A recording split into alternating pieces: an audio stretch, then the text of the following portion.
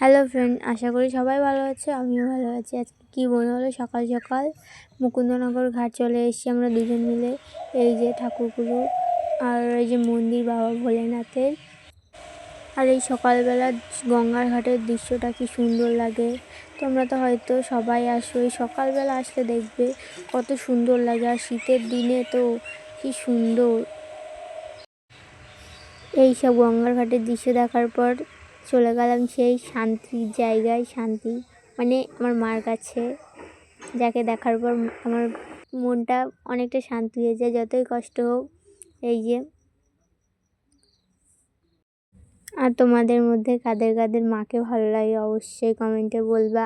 আমার তো খুবই প্রিয় একজন, বলে বোঝাতে পারবো না, এতটাই প্রিয়। আর ওই যে দূরে যিনি রয়েছেন উনি হচ্ছে স্বামী মহাদেব, আমার বাবা, যাকে দেখার জন্য দূর থেকে এসেছি, এতটা দূর থেকে আমি আর আমার বান্ধবী। তারপরে এই যে মহাদেবকে দর্শন করে চলে গেলাম বাড়ি। টাটা।